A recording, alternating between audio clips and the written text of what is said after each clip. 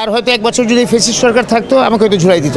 আমাদের ছাত্র জনতার বিপ্লবের সময় হয়েছে, যারা শহীদ হয়েছেন তাদের আত্মার মাগফিরাত করি, কামনা করি।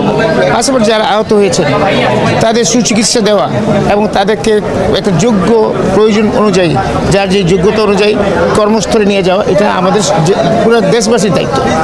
আমাদের তো বিএনপির তো দায়িত্ব আছে, দেশবাসীর দায়িত্ব। বর্তমান সরকার কাজ করছেন, আমি জানি না ওরা কতদূর কী করছেন, কিন্তু আমরা আমাদের তাগিদ থেকে এসেছি।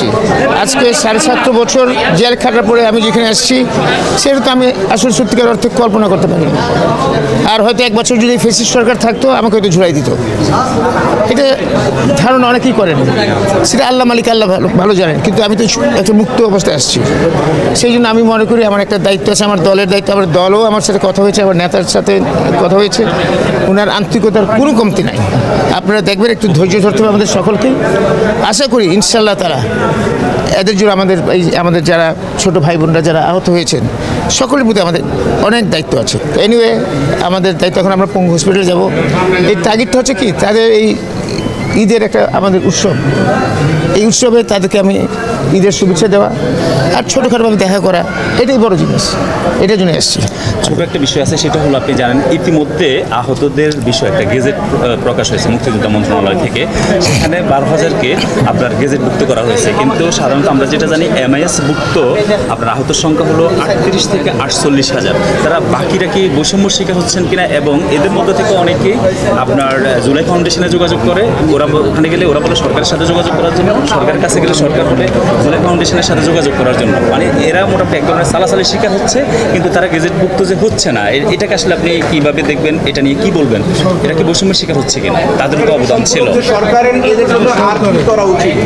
সরকারের আপনার কথা অনুযায়ী, আমি আসলে ডিটেল জানি না, কিন্তু আপনার কথা অনুযায়ী তো বোঝা যাচ্ছে বৈষম্যের শিকার হচ্ছে। এখন এটাকে সরকার যারা দায়িত্বপ্রাপ্ত ব্যক্তিবর্গ আছেন, ওনাদেরকে এটাকে দেখতে হবে এবং দেখে ওনারা সঠিকভাবে নির্ধারণ করতে হবে কারা কারা আহত আছে, সেই লিস্টটা করতে হবে এবং তাদের জন্য প্রয়োজনীয় ব্যবস্থা করার দায়িত্ব বর্তমান সরকারের, এবং সরকারের সেটা করা উচিত বলে আমি সরকারকে আহ্বান জানাবো। আপনারা দ্রুত যে কথা আসছে এখানে, সেই কথাটিকে আপনারা নজর দিবেন, দেখবেন এবং এটার সুব্যবস্থা করবেন, যাতে এই সমস্ত জিনিসের কোনো কথা যাতে না আসে। এটা তো তারা এমনিতে জীবন দিয়েছে, তারা আহত হয়েছে, সুতরাং তাদের প্রতি আমাদের সকলের একটা দায়িত্ব আছে। আর আপনারা সরকারে থাকার কারণে আপনার দায়িত্ব সবচেয়ে বেশি। সরকারে যারা আছেন আপনার দায়িত্ব সবচেয়ে বেশি। শুধু আপনারা এটা করেন, আমরা আমাদের তরফ থেকে করবো, আপনাদের সাহায্য সহযোগিতা করবো এবং আপনারা আপনার দায়িত্বটা সঠিকভাবে পালন করবেন। শুনেন, আন্দোলন তো সর্বসাধারণের। আপনি যদি বলেন কেউ একক আন্দোলন, এটা ভুল। এখানে আমি তখন টিভিতে দেখেছি, সেখানে আন্দোলনের মধ্যে আমরা তো আন্দোলন করতেছি আজকে 17 বছর ধরে।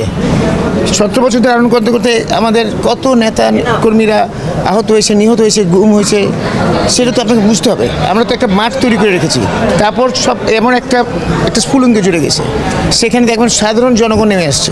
ছাত্রদের ভূমিকা অসাধারণ ছিল, ওদের ভূমিকার জন্য পুরো জনগণ নেমে এসেছে, বাংলাদেশের সকলেই এসে গেছে এবং সেটাকে কাউকে খাটো করা কারো উচিত না।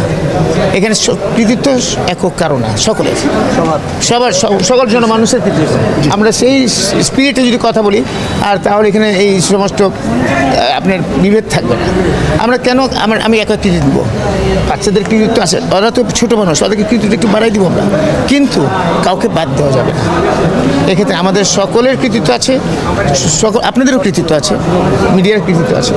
সবাই চাইছে ফেসিস্ট সরকার, এই কর্তৃত্ববাদী সরকার, এই জুলুমকারী সরকারকে আপনারা সকলে মিলিত পালাতে বাধ্য করছেন। সেটা এককভাবে কোনটা সম্ভব না। তা আমার মনে হয় আমি বুঝাতে পারছি।